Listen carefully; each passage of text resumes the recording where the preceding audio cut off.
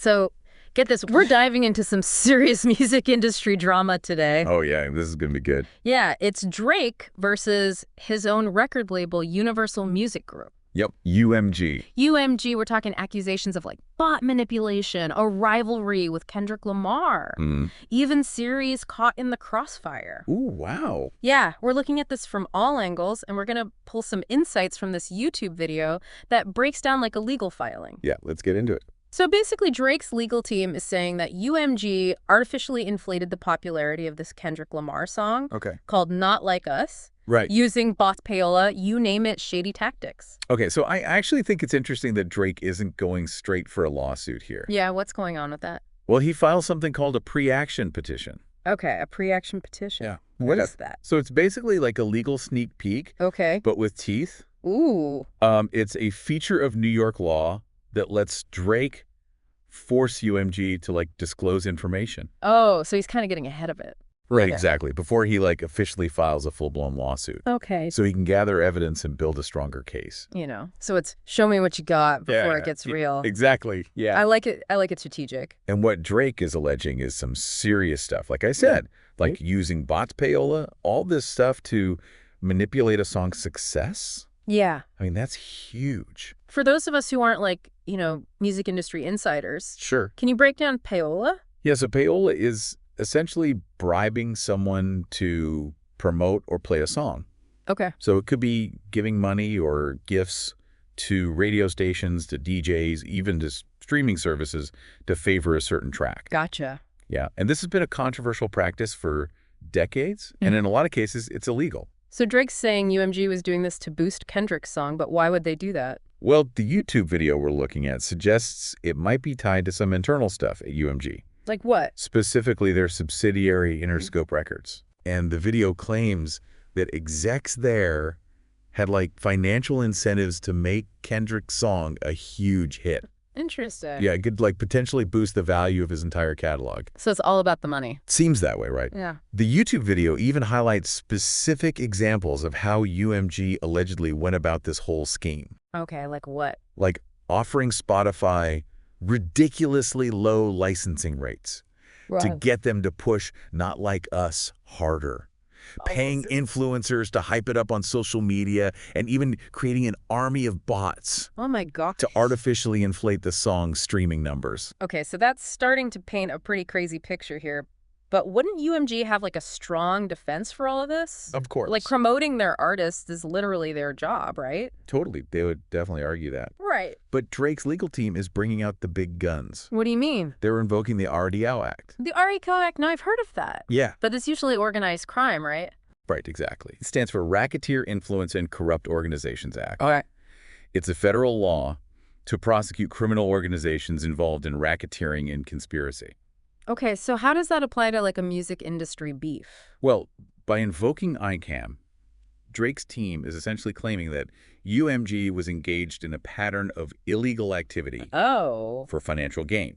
Okay. So it raises the stakes significantly. Yeah. And it suggests that his legal team thinks that UMG's actions went way beyond just typical music industry practices. So it's not just about this one song or this one artist. Exactly. It's a whole pattern. Yep. And to support this, Drake's legal filing outlines some pretty specific and pretty damning details. Okay, well, let's get into the details because the YouTube video mentions something about a specific lyric in Not Like Us that disses Drake. Yeah. It says certified PDF, and this somehow ties into Apple and Siri. Okay, so this is where things get really interesting. Okay.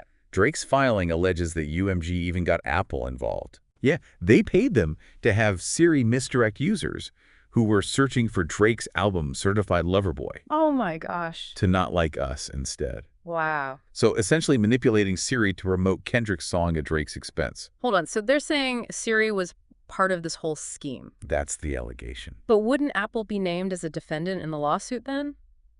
That's a good point. Yeah. The fact that they're not named as a defendant suggests that Drake's legal team might not have enough evidence to directly implicate Apple in any wrongdoing.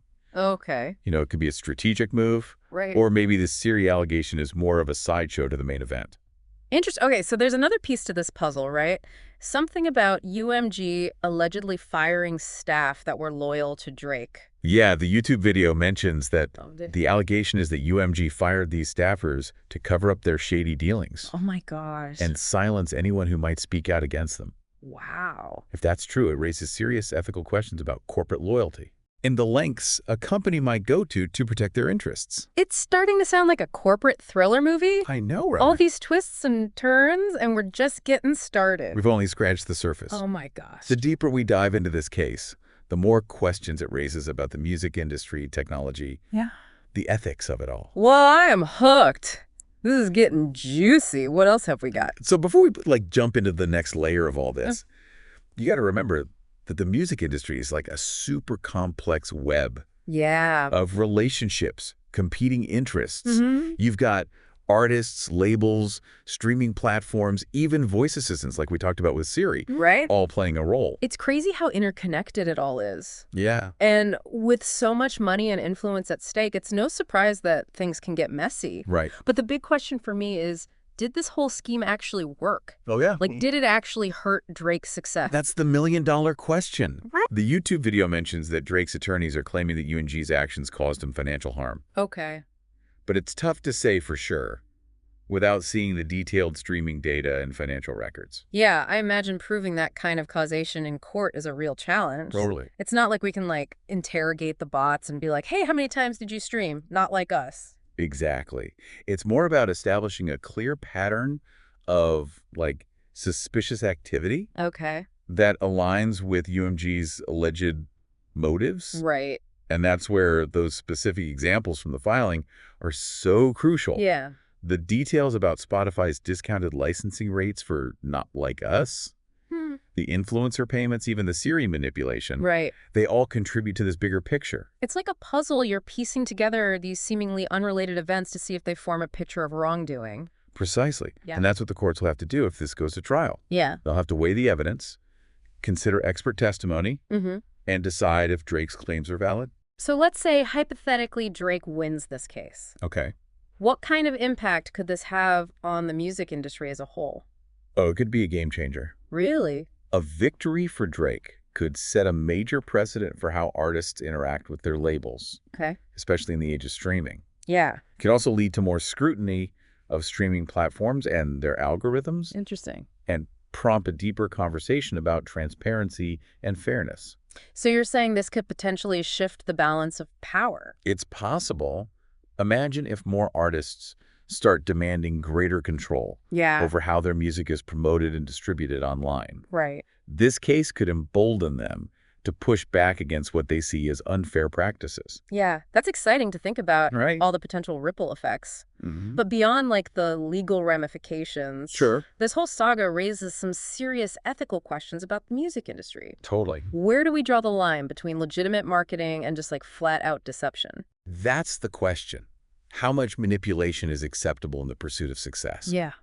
It's a question that everyone in the music industry needs to grapple with. Right. As technology continues to reshape the landscape. And it's a question that we as listeners need to consider as well. Of course. We're the ones streaming the songs, buying the albums, driving the demand. Absolutely. With the rise of streaming, our listening habits have become super valuable data points. Yeah. Labels and platforms use this data to shape their strategies, influence algorithms, and ultimately determine what music gets heard. So we're not just passive consumers, we're active participants. Exactly. And as listeners, we have a responsibility to be informed, to question what we see and hear, and to demand more transparency from the industry. It's like the next time we see a song skyrocketing up the charts, we can't just assume it's because it's a great song. Right. We have to consider all the forces at play behind the scenes. Exactly. The marketing, the algorithms, maybe even the bots.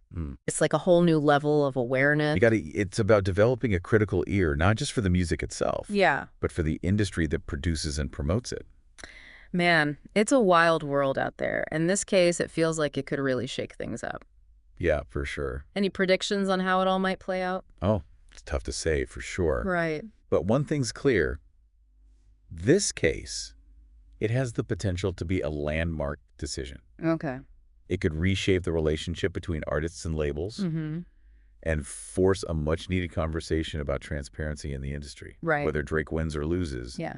the impact will be felt for years to come. It's a real cliffhanger, but before we wrap up our deep dive, I want to go back to something you said earlier about UMG's potential defense. Okay. Like, they could argue that promoting their artists is part of their job. Right. And all those tactics that Drake's alleging Yeah. are just standard industry practices. That's right. UMG's legal team, they'll probably argue they were just doing what any label would do. Right. Trying to maximize the success of their artists. Mm-hmm.